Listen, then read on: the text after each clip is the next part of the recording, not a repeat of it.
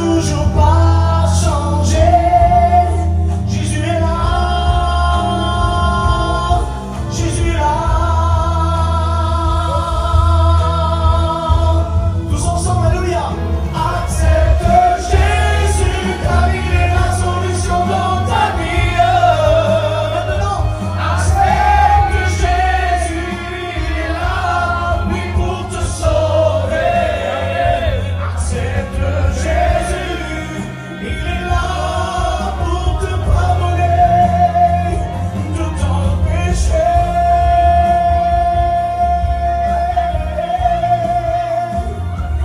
Accepte Jésus car il est la solution dans ta vie.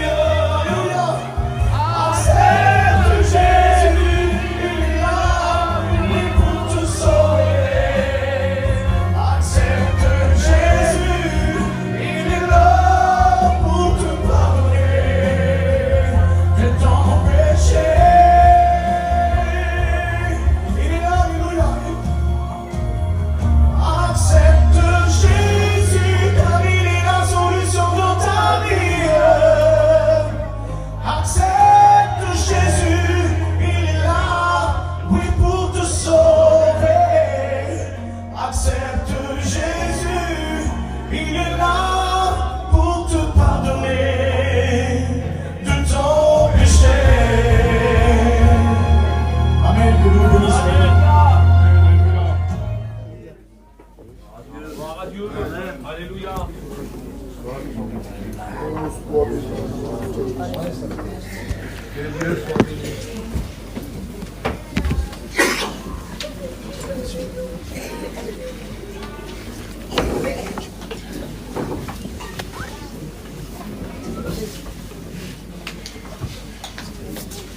Voilà, bonsoir à tous. Voilà, que Dieu soit béni ce soir, glorifié. Je suis heureux d'être ici. On est heureux d'être ici avec ma compagne pour passer ces 2 jours de réunion avec vous. Je ne pensais pas, on a eu quelques soucis cette semaine et en plus de ça, on allait être en retard pour prendre l'avion. Alors sûrement que je vais prendre 2 ou 3 PV parce que j'ai roulé à toute vitesse. On était tellement en retard que j'ai même laissé la voiture ouverte avec les clés dedans au parking. J'ai même pas le temps de chercher les clés à l'intérieur tellement que j'avais peur de rater l'avion. Mais je suis heureux, très heureux d'être ici. Amen. Je suis ici chez moi, je le sais. Parce qu'il n'y a pas des églises, hein. Il y a l'église. Amen. Qui est composée de plusieurs ethnies différentes, de plusieurs peuples, et ensemble on forme le peuple de Dieu. Amen. Et ce soir, le message va être adressé à toi qui ne connais pas le Seigneur. Alors toi, peut-être qui as tourné les épaules à Dieu. Ce soir, je le prends, c'est un langage de foi, d'accord? C'est ta réunion. Amen. Dieu t'aime. Tu as de la valeur à ses yeux. Amen. Tu as de l'importance à ses yeux. Peut-être tu passes insignifiant, peut-être aux yeux des hommes. Tu n'es pas peut-être quelqu'un d'important. Fais pas trop attention à toi. Et si tu saurais comment Dieu t'aime et les regards que Jésus a sur toi. Alléluia. Cette réunion, elle a été programmée par le divin, bien sûr, par le moyen des frères serviteurs de Dieu, toute l'équipe qui est derrière moi, que Dieu les bénisse. D'ailleurs, je les remercie pour l'invitation. Mais cette réunion a été programmée par le ciel. Amen. Pour toi. Et je voudrais que tu pèses ces mots ce soir. Pour toi. Pour moi, oui, pour toi. Pour les chrétiens aussi. Mais ce soir, cette réunion ce soir, elle est pour toi. La Bible déclare, amen, que Jésus n'est pas venu pour les bien portants, Car lui-même l'a dit, il dit le médecin ne vient pas pour les bien portants, mais pour les malades. Donc si tu es perdu et tu es éloigné de Dieu, la réunion, elle est pour toi. Amen. Je voudrais vous parler ce soir de la souveraineté de Dieu. Alors c'est un mot qui est un petit peu compliqué pour nous, mais j'aimerais vous le détailler et vous expliquer qu'est-ce que c'est la souveraineté de Dieu. Et pour cela, j'aimerais ouvrir la parole de Dieu dans le livre des psaumes. Au chapitre 135, on fera 2 lectures.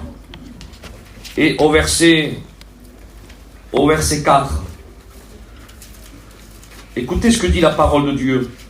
Le livre des psaumes, chapitre 135, verset 4. Car l'Éternel s'est choisi Jacob, Israël, pour qu'il lui appartienne. Je sais que l'Éternel est grand. J'aimerais m'arrêter ici avant de continuer. Je ne sais pas si tu sais si l'Éternel est grand, mais il faut que tu saches ce soir. Il faut que tu comprennes que celui qui est au milieu de nous est grand. L'homme de Dieu dit, le psalmiste dit, je sais que l'Éternel est grand et que notre Seigneur est au-dessus de tous les dieux. Et quand il y a marqué dans la parole de Dieu, là, tous les dieux, c'est un petit d, c'est écrit, les dieux, un petit d et un x à la fin. Ça veut dire que c'est des faux dieux. Il dit, je sais que le Seigneur notre Dieu est au-dessus de tous ces faux dieux. Et verset 6, tout ce que l'Éternel veut, il le fait. Amen. Ça c'est merveilleux. Tout ce que l'Éternel veut, il le fait. Il y a des choses que toi tu veux faire, mais tu ne peux pas les faire. Mais la Bible déclare que tout ce que Dieu veut, il le fait. Amen. J'aimerais ouvrir l'évangile de Marc, je l'ai marqué ici, au chapitre 11 et au verset 24. Évangile de Marc, chapitre 11 et verset 24. C'est pourquoi je vous dis, c'est Jésus qui parle, c'est pourquoi je vous dis, tout ce que vous demanderez en priant, croyez que vous l'avez reçu et vous le verrez s'accomplir. C'est pourquoi je vous le dis, tout ce que vous demanderez en priant, croyez que vous l'avez reçu et vous le verrez s'accomplir.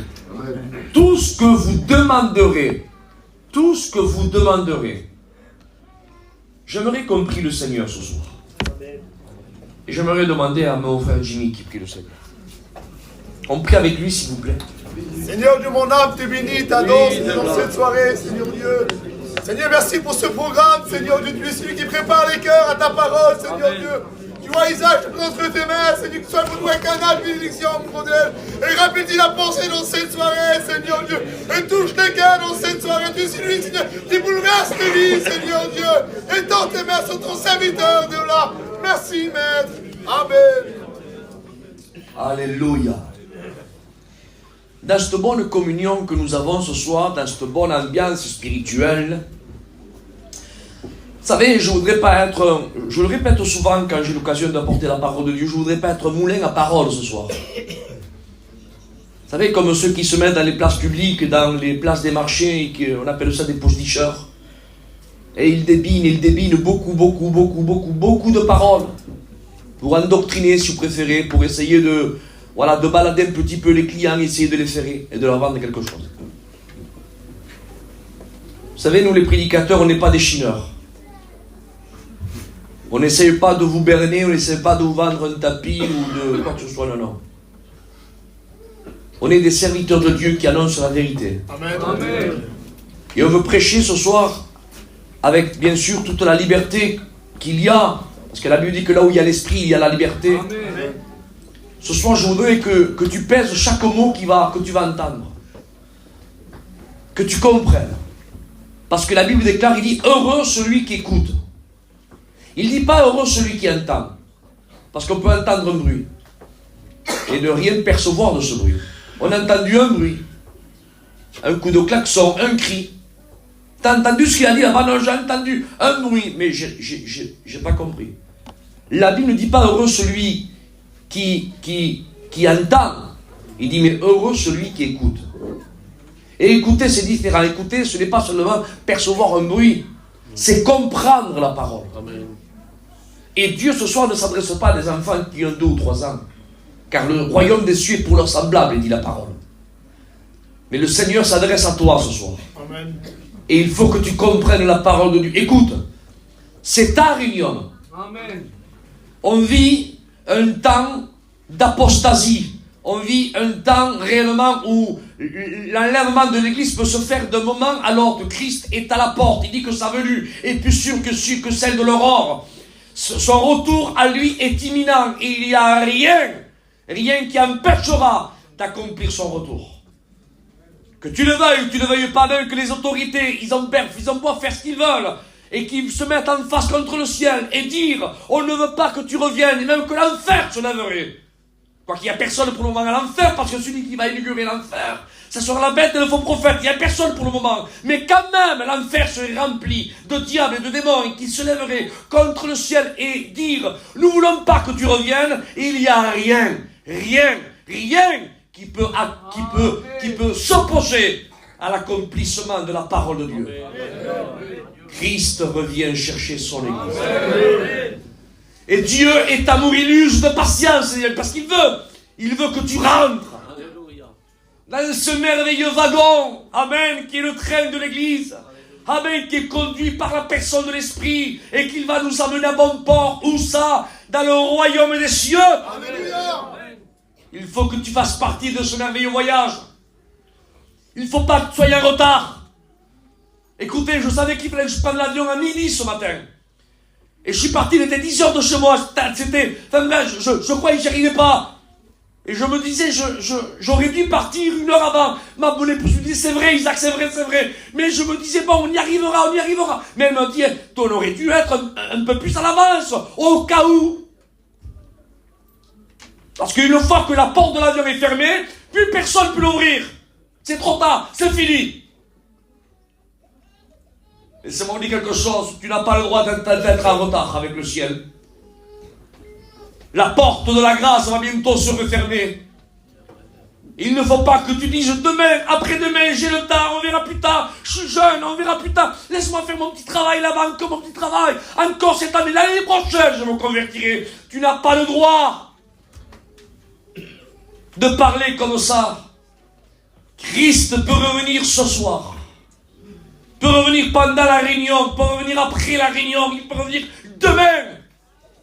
Et comme je disais il y a pas très longtemps à une église qui était à côté de Tarbes, je disais, hormis que Dieu est sur le point de revenir, mais mis à part ça, n'oublie pas que toi tu es l'humain. Et l'humain est faible. Tu es fragile. Tu es fragile. Un petit virus de rien du tout est capable de te mettre là, cloisonné dans ta chambre et te couver à ton lit pendant 1 mois, sans lever le petit doigt. Un petit virus. Tu es faible. Un petit rhume, t'as mal de tête, t'es mal, t'es courbaturé, t'as pas envie de manger, t'as pas envie de sortir, t'as froid, t'es frisseux. T'es faible.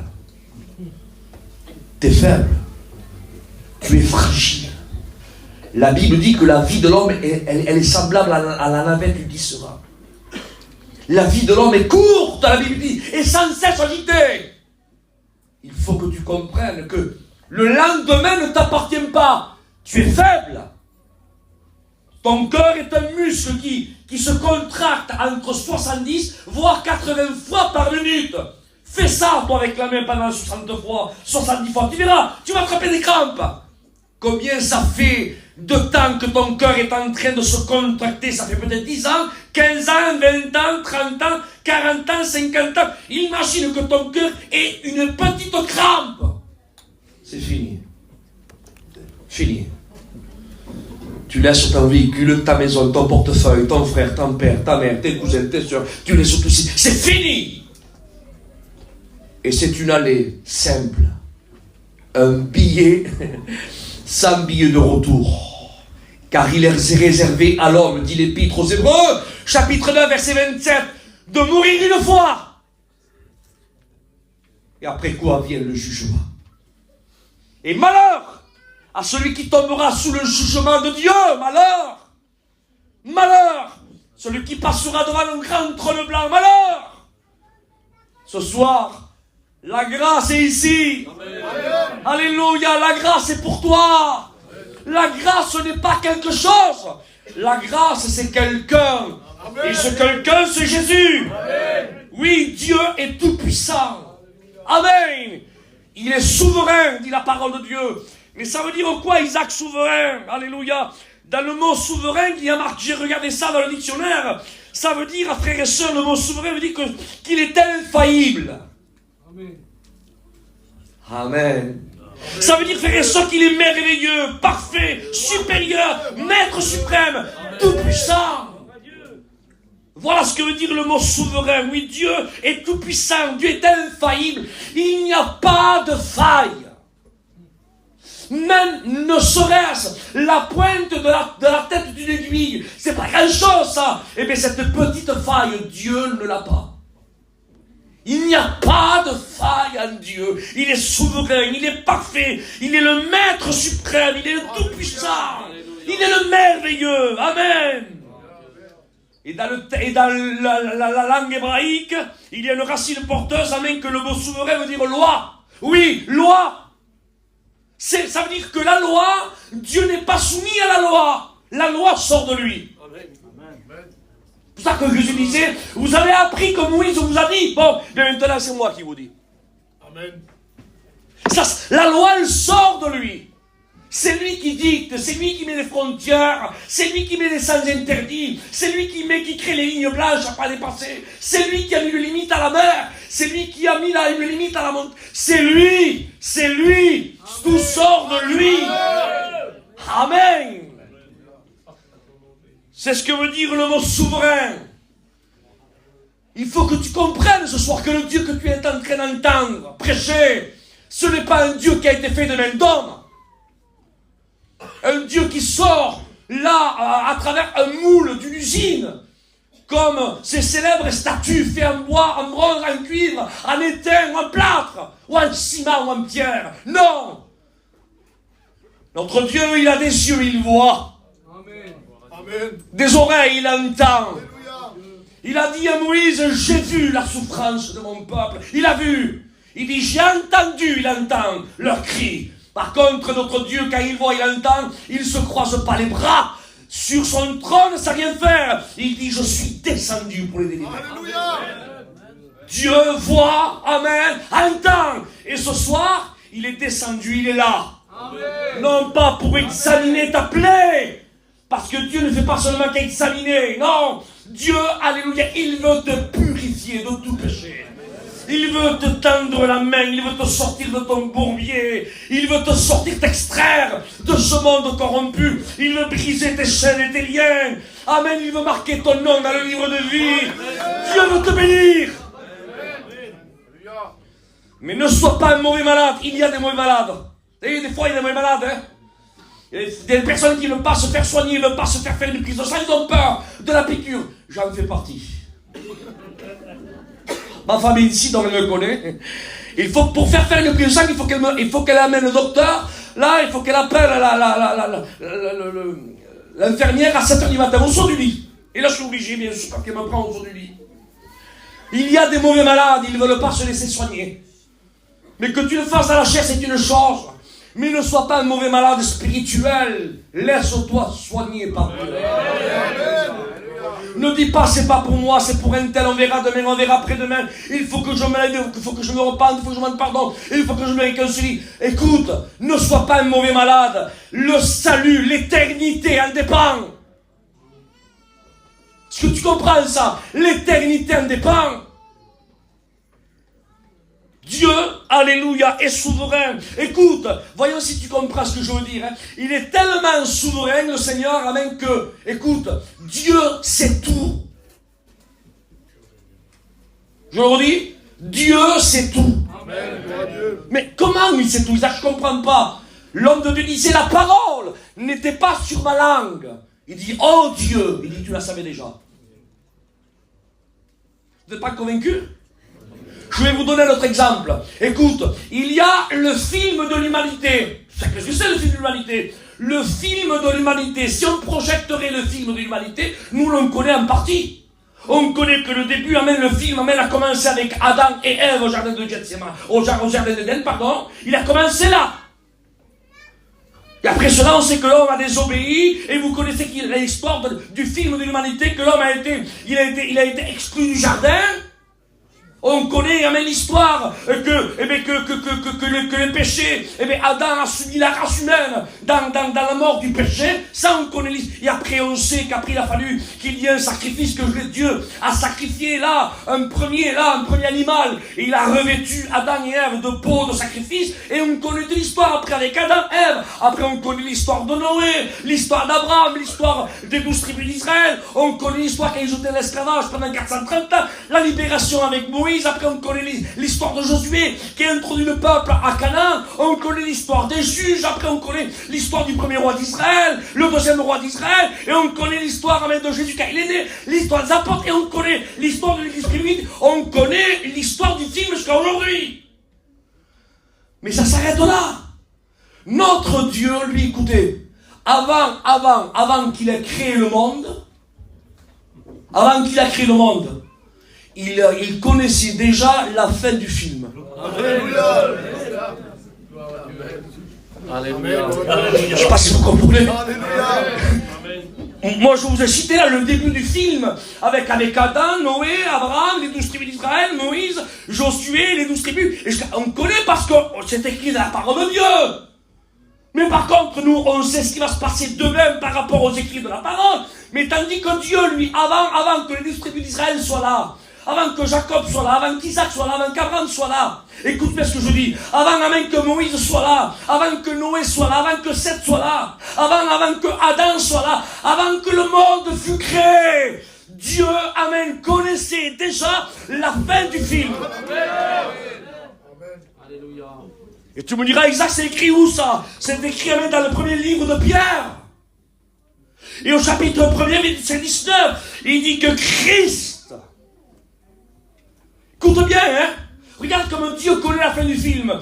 Il dit dans 1 Pierre 1, 19, il dit que Christ, comme d'un agneau sans défaut et sans tache, prédestiné, préparé avant la fondation du monde, il fut manifesté à la fin des temps à cause de vous. Amen. Je ne sais pas comment vous voyez ça, vous. Le monde n'est pas créé. Écoutez, le cosmos n'est pas créé. Le globe terrestre n'est pas créé. Le premier homme n'est pas créé. Il n'y a pas toute l'histoire qu'on connaît. Que déjà, Dieu avait déjà préparé son fils, l'agneau de Dieu prédestiné. Frères et sœurs, c'est écrit comme ça, sans tache, sans défaut. Amen. Avant la fondation du monde, il fut manifesté à la fin des temps à cause de vous. Amen. Béni soit Dieu. Il connaît le générique. Non pas la fin du film, mais le générique. Tous les acteurs qui ont été, tout ce qui s'est passé, il connaît tout. Le Seigneur et à Dieu soit toute la gloire.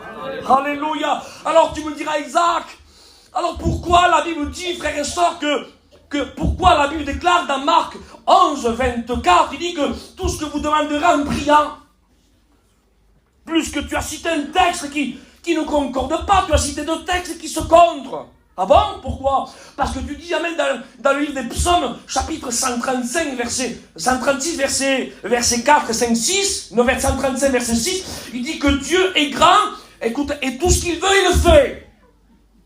Et tu me dis qu'il est souverain, gloire à Dieu, pas de problème. Par contre, ce que je ne comprends pas là, c'est que Jésus dit, il dit, tout ce que vous demanderez, merci, tout ce que vous demanderez en priant, croyez que vous l'avez reçu, cela vous verrez s'accomplir. Alors pourquoi prier? Plus que tout ce que Dieu veut, il a. Alors comment on fait? Est-ce que vous comprenez ce que je veux dire, David? Dieu, tout ce que lui il veut, tout ce qu'il lui veut, il a. Alors pourquoi Jésus dit, tout ce que vous demanderez en priant, croyez que vous l'avez et cela vous verrez s'accomplir. Pourquoi? Écoutez, je vous pose une question. Les serviteurs de Dieu, est-ce que Dieu veut nous sauver? Amen. Alors pourquoi tous ne sont pas sauvés? Je sais pas, c'est un petit peu contradictoire, non? Puisque la Bible dit que tout ce que Dieu veut, il a. Alors, puisque tout ce que Dieu veut, il a, le vœu de Dieu, c'est que tous les hommes soient sauvés. Alors, pourquoi il y a des perdus? Parce qu'il y a un point d'interrogation. Ça veut dire quoi? Ça veut dire, écoutez, s'il vous plaît, ça veut dire que Dieu, tout ce que Dieu veut, il a. Mais Dieu, amen, veut tout, écoutez, tout ce qui concorde avec sa propre nature. Je m'explique. Dieu est Dieu par nature. Oui, mais n'oubliez pas que Dieu est saint. Ça veut dire, frères et sœurs, que la souillure, Dieu n'aspirera pas à ce que la souillure vienne avec lui. Écoutez, écoutez. Dieu est la vérité. Amen. Oui, non. Amen. Ça veut dire que Dieu, amen, ne peut pas mentir. Parce que la vérité fait partie de sa nature. Amen. Ça, en quelques mots, Dieu ne fera rien qui va à l'encontre de sa nature. Mais le vœu de Dieu, c'est que les hommes soient sauvés. Mais il regarde les hommes et il dit, les hommes sont souillés, pécheurs et privés de ma gloire.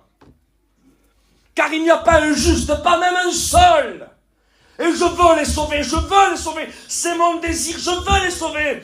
Mais la nature de Dieu qui est sainte dit, oui, mais on est saint et eux sont pourris par le péché. Et tu ne peux pas embrasser la souillure, le péché.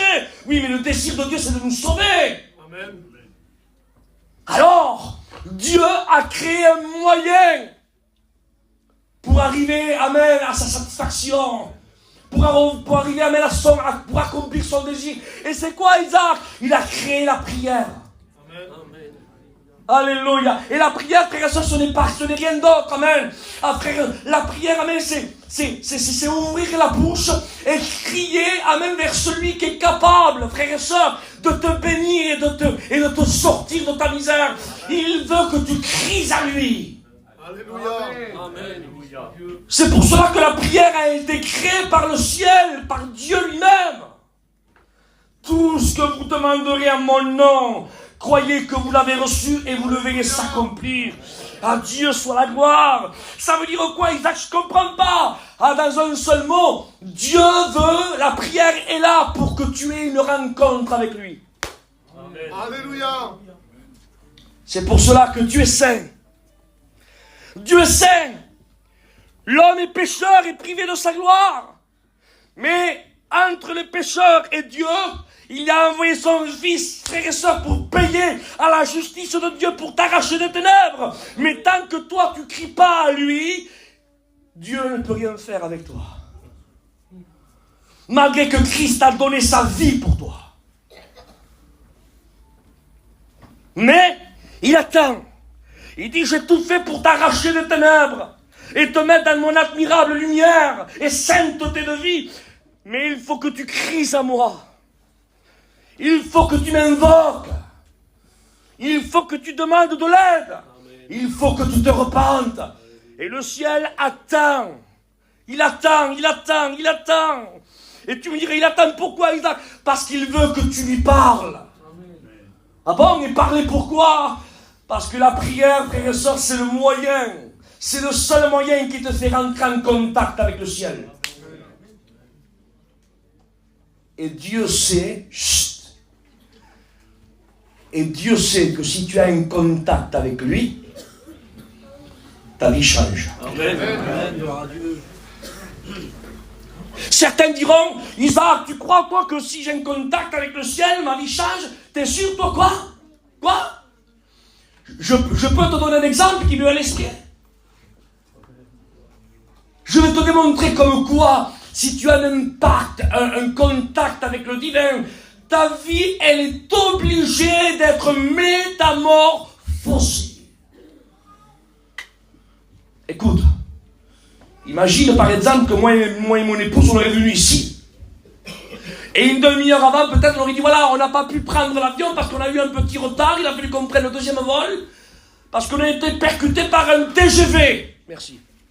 On a pris un petit TGV, on a voulu là faire vite pour prendre le premier avion, mais là, il y avait là les rails de train qui étaient là, on a passé, on n'a pas fait attention, on était pressé pour venir ici, à Longwy, et on n'a pas fait attention, et sur la droite, il y a un train qui nous a percuté à 300 km/h, un TGV, à plein fouet, à moi et ma femme. Et le train nous a traîné sur 500 mètres. On est même passé sous le train et tout. Mais bon, heureusement, on a pu prendre le deuxième vol, on s'est déchiré un petit peu la chemise, ma femme elle a un petit peu là, une petite égratignure là sur la poignée, mais bon, on est sorti indemne, il ne s'est passé rien, on est là. On a pris le deuxième vol, on est là. Je sais pas, mais c'est un petit peu choquant, non? Je sais pas, qu'est-ce que t'en penses, toi? C'est choquant, hein? Il y a deux options. Soit ça relève du miracle, parce qu'on ne peut pas être percuté, mon frère, par un TGV à 300 km/h, faire un face-à-face, mais il t'a pris sur le colonel, le train en face, moi et ma femme là, face-à-face, en plein fouet, on est passé sur le train, il nous a traîné sur 500 mètres, on a pu se relever, on n'a rien. Il y a deux points à relever, soit ça relève du miracle, oui, excusez-moi, on est un peu plus chutant, mais je suis obligé de le dire, ou soit je suis un menteur. Écoutez, c'est pas possible. Mais qui oserait le croire?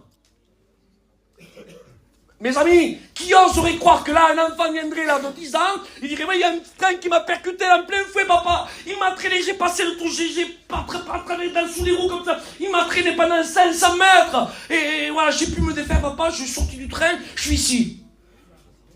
Tu sais ce que tu dirais? Le petit, il est malade. Il a un souci, voilà mon docteur. Pas possible qu'il manque comme ça.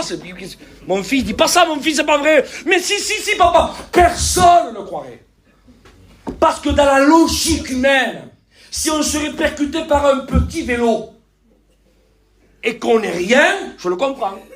Mais si on est percuté par un TGV, un face-à-face à 300 km/h et qu'on n'est rien, personne ne le croit.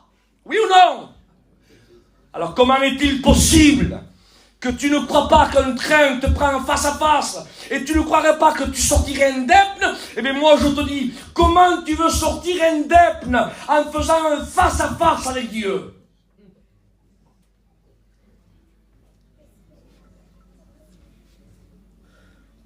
Tu ne peux pas faire un face à face avec Dieu à travers la prière. Tu dis, Seigneur, aide-moi. Seigneur, je suis pécheur, je demande pardon, Seigneur, en priant. Et le divin, le créateur, celui que les cieux ne peuvent, je te parle pas d'un déjeuner, moi, hein.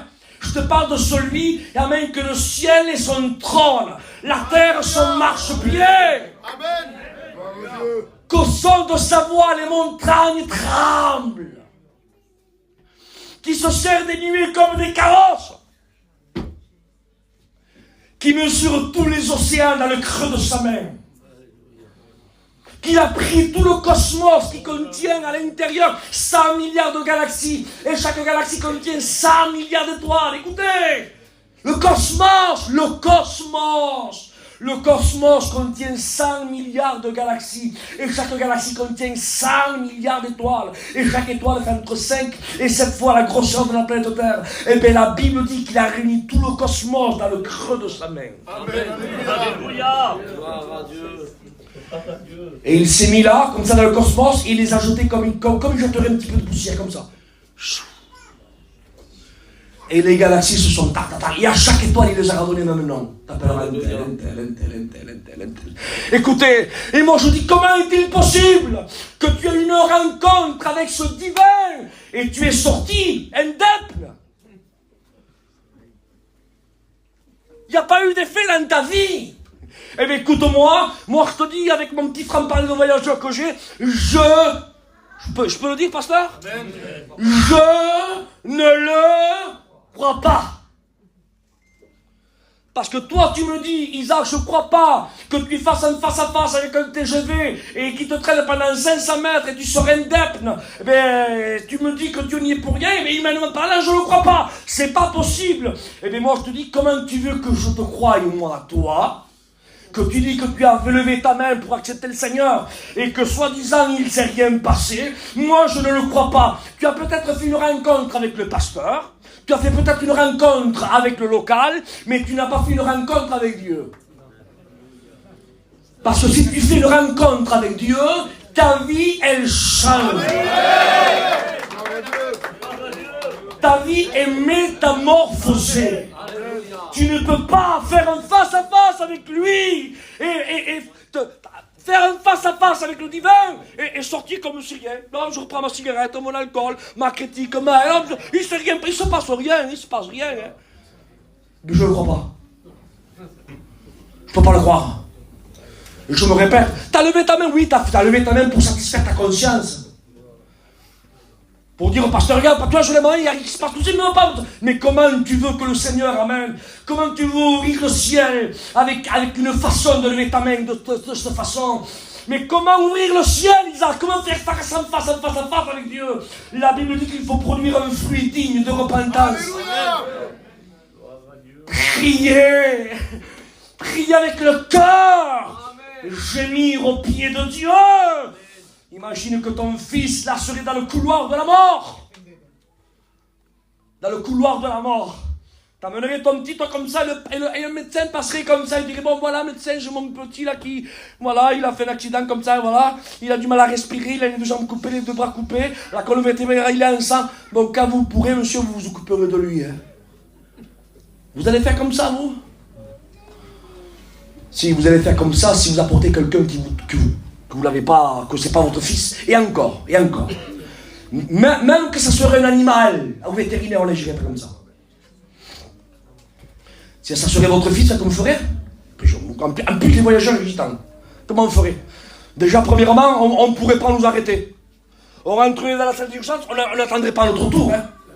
Oui ou non? Quand c'est ton fils, tu le prends, ouvre la porte, vite, ouvre la porte. Voilà, mais docteur, en train de courir dans le couloir. Docteur, mais asseyez-vous, ne bougez pas, mais attendez, docteur, faites vite, mais docteur, regardez, vite, s'il vous plaît, occupez-vous de lui, on va s'occuper. Non, prenez-le, monsieur, s'il vous plaît, monsieur. C'est comme ça que vous agiriez. Mais quand on crie à Dieu, on crie de cette façon. Amen. On fait comme Pierre. Maître, je péris, maître. Il est tendu la main. Jésus n'a jamais fait d'appel. Hein. Donne-moi ta main si tu veux que je sorte des eaux. Donne-moi ta main. Sinon, je ne te sors pas. Jésus n'a pas dit ça. Hein. Pierre a regardé son état. Il dit, je coule, je suis mort là. Je suis mort. Le seul, l'unique qui peut me sortir de l'eau, de la mort, c'est celui-là qui est en face de moi. Maître, je péris, maître. Et Jésus tendit la main. Mais c'est ça.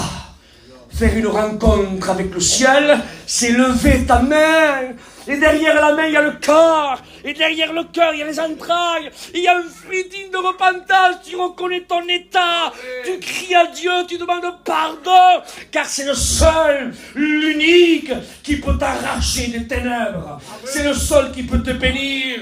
C'est le seul qui peut te préparer une place dans la demeure du ciel. C'est le seul, l'unique, car il n'a pas été donné un autre nom dans le ciel, sur la terre, sous la terre, par lequel nous pouvions être sauvés. Je veux un amen après ça, s'il vous plaît. Son nom, c'est Jésus. Amen.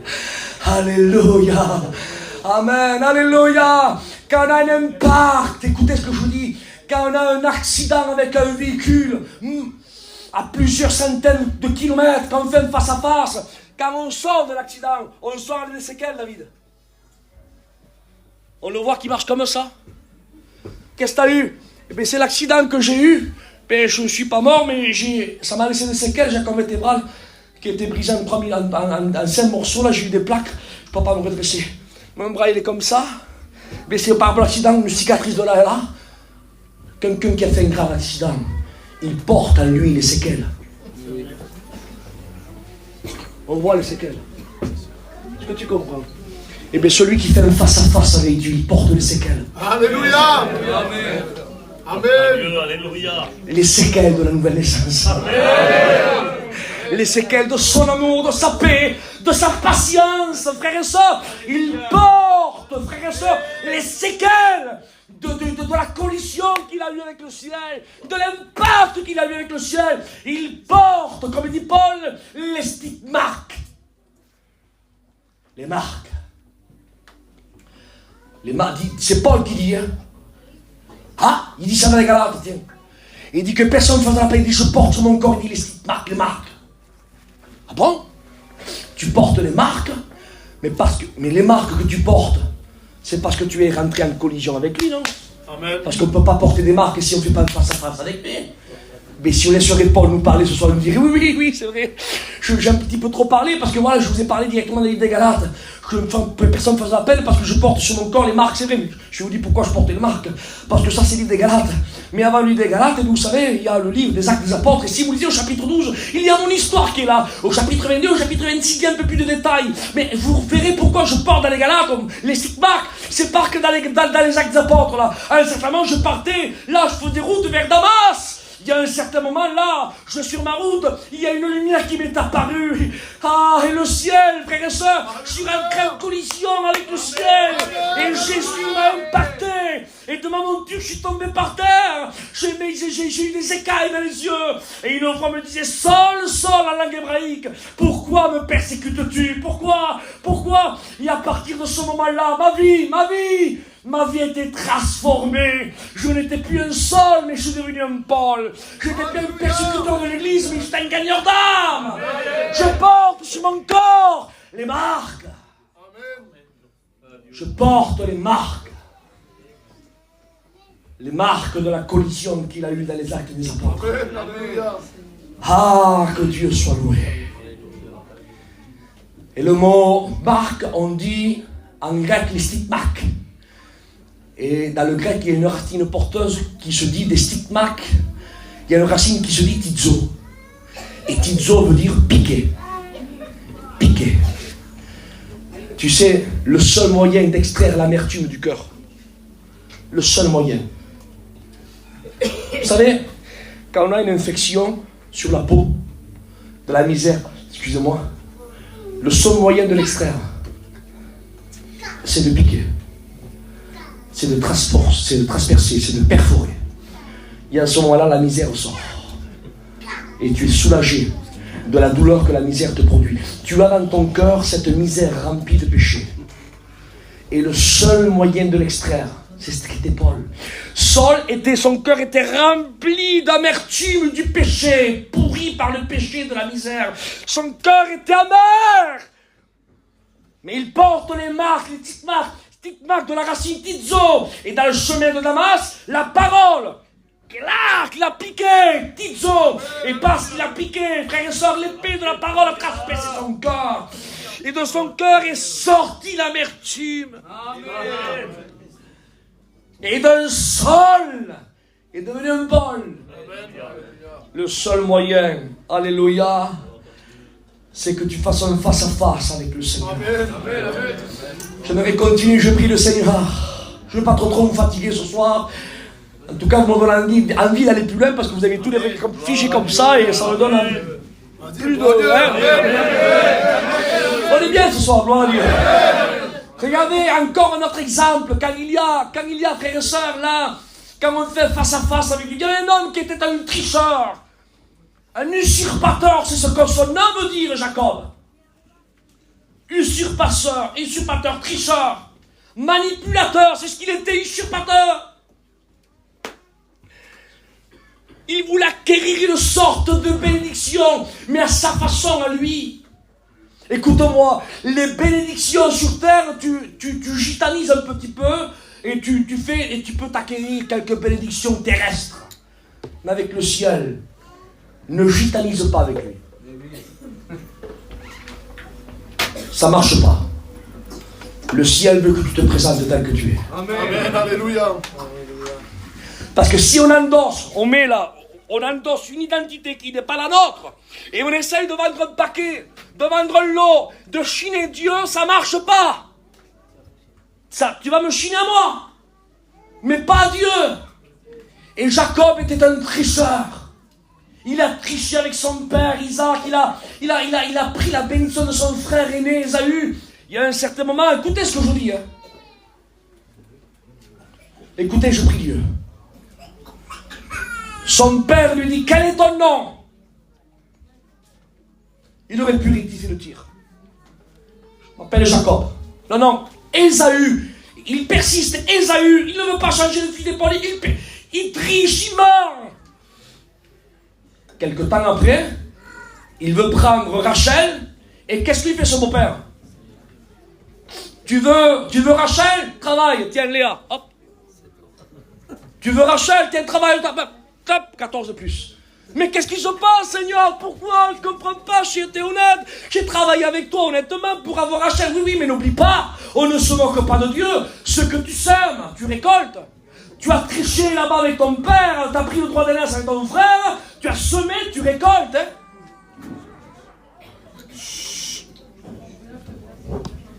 Est-ce que vous comprenez ça? Et comme je vois que les enfants sont un petit peu, mais on va prier le Seigneur. Je dis ça, je prie le Seigneur. Donc à un certain moment, il se rend compte. Et je dis ça, moi, entre parenthèses, heureusement qu'il ne s'est pas rendu compte trop tard. C'est pas grave, laissez faire les enfants. C'est pas grave. C'est plus les adultes que les enfants. Je disais heureusement qu'il ne s'est pas rendu compte trop tard. Que Dieu fasse ce soir, et Dieu veut que tu te rendes pas compte trop tard. Parce que dans la parole de Dieu, dans Luc 16, il y avait un homme qui s'est rendu compte, mais trop tard, quand il était dans le séjour des morts. Il s'est rappelé, j'ai 5 frères. Père Abraham, envoie Lazare, j'ai 5 frères. Il s'est rendu compte, mais trop tard. Que Dieu fasse que tu ne te rendes pas compte trop tard. Jacob s'est rendu compte, mais pas trop tard. Il est rentré à lui-même. On m'a dit, je ne peux plus continuer comme ça, c'est plus possible. Regarde, j'ai triché, j'ai semé la tricherie, je récolte la tricherie, c'est pas possible, mais je peux pas, je m'appelle Jacob, un tricheur, un magouilleur, je peux pas. Il y a un certain moment, il est là, il est dans un territoire, la propriété, là où il y avait un rendez-vous spécifié avec lui et Dieu. Comme ce soir, Dieu t'a donné un rendez-vous dans ce lieu. Pareil. Tu es là parce que tu veux, c'est faux. C'est parce que Dieu veut que tu sois là. Amen. Dieu amène dans son plan divin. Il a vu le film, lui. Il a vu le déroulement du film. Et il a programmé là un jour spécial. Là. Pour toi ce soir. Amen. Parce qu'il veut que tu rentres en contact, en collision avec lui. Mais tu ne pourras pas dire que Dieu n'a pas pensé à toi. Et lorsque Jacob était là, il était là, et il retient un ange, il a vu les anges qui descendaient, montaient, il prend un ange, il le tient. Ah, parce que son grand-père lui avait parlé de ce Dieu, Abraham. Il tient, il veut faire maintenant la volonté de Dieu, à la façon dont tu dis, non, je te lâcherai pas, bénis-moi. Non, je te bénirai pas, mais je te lâcherai pas tant que tu m'es pas béni. Non. Il y a un combat, il lutte avec l'ange. Il y a un certain moment, l'ange le regarde. Il dit, tu veux que je te bénisse? Il dit, quel est ton nom? Il aurait pu dire Ésaü, hein. Non, c'est fini ça. Adieu. Les erreurs du passé, il ne faut plus les refaire. Amen. Les erreurs que tu as fait, la réunion la semaine dernière, là. Ce soir, ne la refais plus. Ne mets pas un costume qui n'est pas ta taille. Ne te présente pas sous une fausse identité. Dieu veut que la vérité soit au fond du cœur. Quel est ton nom? Quel est mon nom? Quel est mon nom? Je vais te le dire. Mon nom c'est Jacob. Jacob le tricheur, l'usurpateur. Ah, tu te présentes plus sous l'identité d'Ésaü. Tu dis maintenant ta véritable identité, Jacob. Tu veux que je te bénisse maintenant, non pas à la façon de Jacob, mais tu veux que je te bénisse à la façon de Dieu. Alors je vais te bénir maintenant parce que tu rentres en contact avec moi. Amen, je vais te laisser une séquelle. Il ne tape pas la jointure de l'ange. Et la jointure, et parce qu'il a eu un face-à-face avec Dieu. Amen. Gloire à Dieu. Amen. Ça marche, changer. Alléluia. Gloire à Dieu. Ça marche, changer, frères et sœurs. Mais je comprends pas, mais sans parole, sans rien dire, sans dire qu'il était chrétien, sans dire qu'il a eu une rencontre avec, sans rien dire. Les gens, en le voyant, disaient, celui-là, là, il a eu un impact avec quelqu'un. Il est rentré en collision avec quelqu'un. Et bien moi je dis sans rien dire, quand on fait une rencontre avec le ciel, sans rien dire, les gens en train de nous voir, il dit celui-là là, il a eu une rencontre avec le ciel. Alléluia. Celui-là là, c'est un serviteur de Dieu. Mais pourtant il dit rien, parce que ça marche, chante. Écoutez ce que je dis, je lance un pavé, d'accord? tant que Jacob marchait bien dans le monde, il marchait mal aux yeux de Dieu. Vous le comprenez? Tant que Jacob marchait bien, avant de plaire à Dieu, il plaisait au monde. Il marchait bien pour le monde, mais il marchait mal pour Dieu. Mais quand il a commencé à marcher mal dans le monde, c'est là que dans le ciel il marchait bien. Alléluia. On ne peut pas marcher bien ici-bas et marcher bien en haut. Soulignez-le ça. Alléluia. Où on marche bien ici-bas et mal dans le ciel, où on marche mal ici-bas et bien dans le ciel. Amen. J'ai fait moi aussi une collision avec le ciel et je termine. Ma femme vous a témoigné, je suis pas né moi chrétien, je suis devenu par la grâce de Dieu. Mais un jour le ciel a pensé à moi, comme il a pensé à toi ce soir. Je me suis marié avec mon épouse, ça faisait 6 mois que j'étais marié. Et mon beau-père était un serviteur de Dieu, un homme de Dieu. Et je pèse mes mots. Le témoignage parlait. Il n'avait pas une grande connaissance, c'est vrai, mais le témoignage parlait. Et dans mon cœur, je savais que c'était un homme de Dieu. 6 mois de mariage, vous savez que chez nous, les gitans, c'est un petit peu compliqué. En plus, voilà, les Espagnols sont très orgueilleux. Ne le dites pas.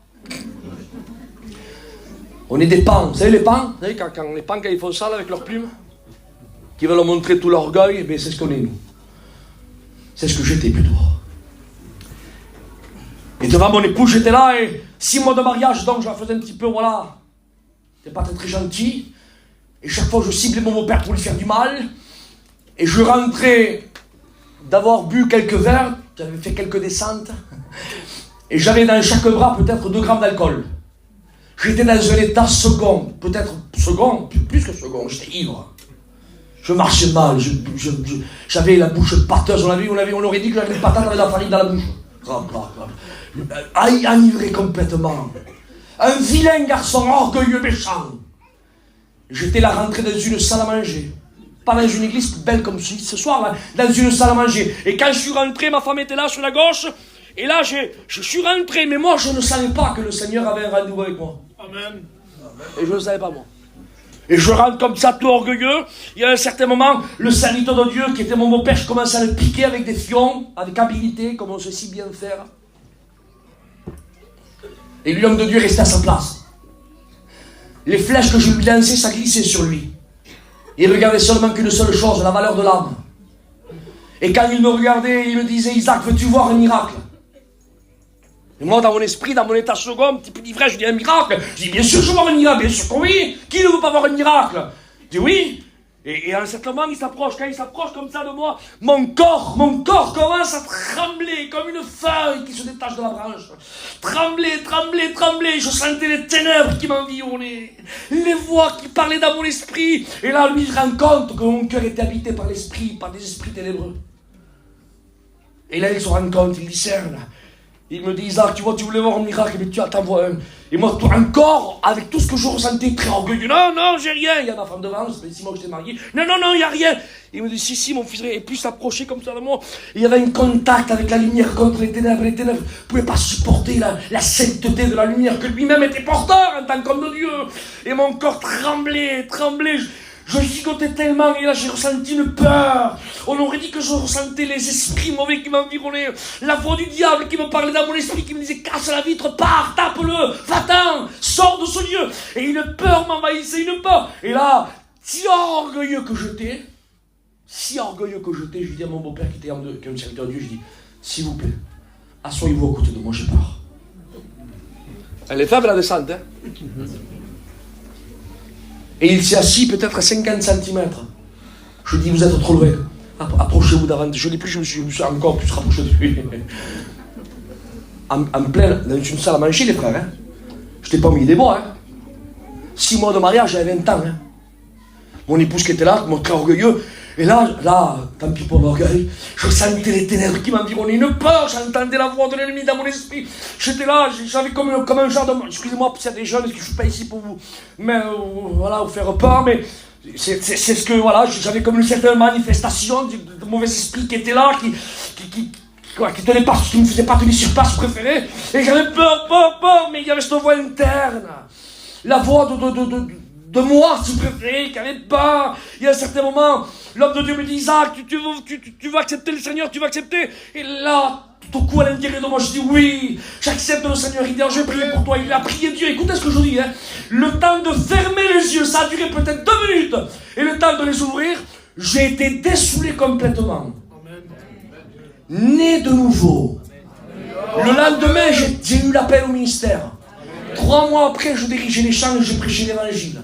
2 ans et demi après, j'étais à l'école biblique avec celui-là qui est là. Amen, alléluia. Tout ça pour vous dire, mais qu'est-ce qui s'est passé? Qui s'est passé quoi? J'ai eu un impact. Amen, alléluia. Avec le ciel. Écoute, j'arrête ici. Ne veux-tu pas avoir un impact avec le ciel ce soir? Je te dis pas d'avoir un impact avec moi. Lève pas ta main pour me faire plaisir ce soir.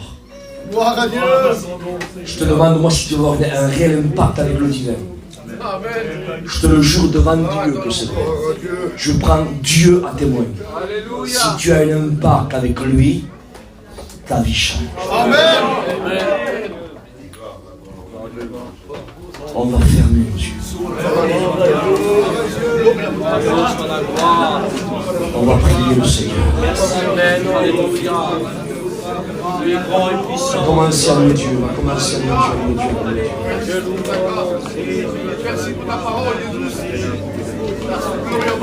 Ah, Dieu, sois loué. C'est ta réunion ce soir. C'est ta réunion. C'est la tienne. Ce soir, les chaînes se brisent. Les liens se dissouent. Les cœurs de marbre se brisent. Et la puissance de l'Esprit de Dieu t'attire à la repentance. Produis l'esprit digne de repentance. Repens-toi, c'est Dieu.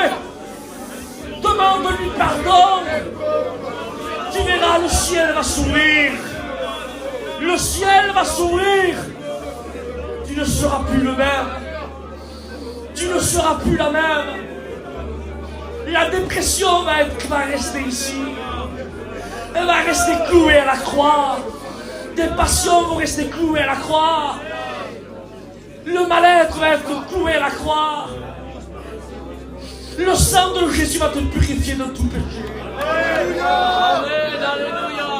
Tu vas naître de nouveau. Mais repens-toi. Ce n'est pas une main levée que Dieu veut. Dieu cherche ton cœur. Dieu veut que le cœur soit vrai. Il veut que la vérité soit au fond du cœur. Ne chine pas Dieu, tu as besoin de lui. Christ peut revenir ce soir, demain, tu n'es pas prêt encore à sa rencontre. Ne rate pas ce merveilleux rendez-vous. Repens-toi ce soir. Au nom de Jésus, repens-toi. Repens-toi. N'écoute pas la voix de l'adversaire dans ton esprit qui te dit que c'est pas pour toi. Attends, plus tard, on verra demain. L'été est devant nous, à la fin de l'été, on verra. Le diable veut gagner du temps, car il sait qu'il y a peu de temps. Au nom de Jésus, que les ténèbres reculent. Alléluia. Avec l'autorité que Dieu me donne. Je dis maintenant au nom de Jésus que les ténèbres reculent. Que tout esprit de tiédeur sorte. Que tout esprit ténébreux lâche prise. Que les esprits soient libres de prendre des décisions ce soir. Au nom de Jésus. Satan, tu es vaincu. Christ t'a écrasé la tête sur mon Golgotha. Il y a la victoire ce soir au nom de Jésus. Reçois ce que tu viens chercher. Toi qui es découragé, reçois les forces que tu as besoin. Toi qui es mal, qui est en dépression, reçois ce soir, au nom de Jésus, la paix que ton corps cherche. Reçois la paix.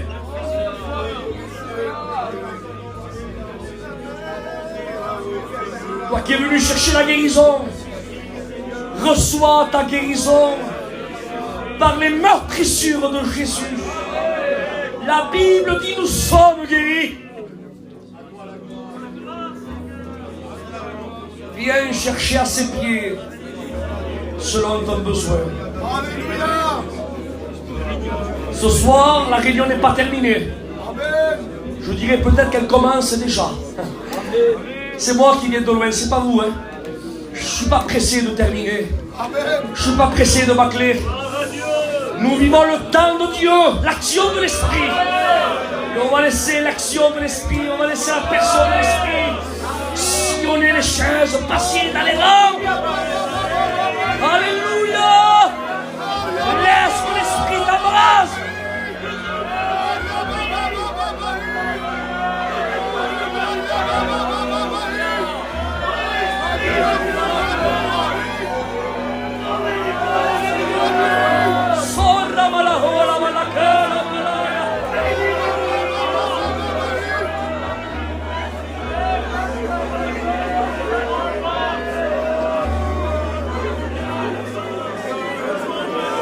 J'aimerais qu'on se lève de la chaise, s'il vous plaît, ensemble. Mettez-vous debout. On va terminer par un cantique de louange et d'adoration. Mais c'est ta réunion ce soir, c'est ta réunion.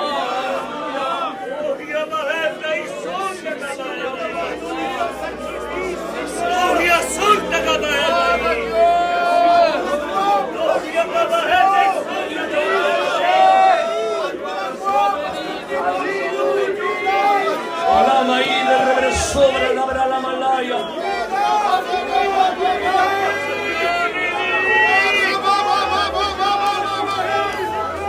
Le feu de Dieu est là.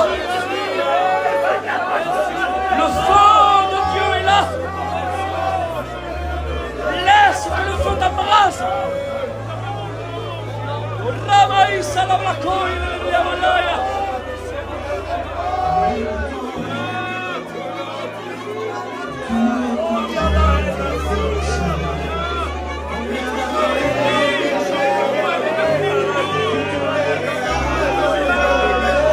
Levez nos mains au ciel. Levez nos mains au ciel.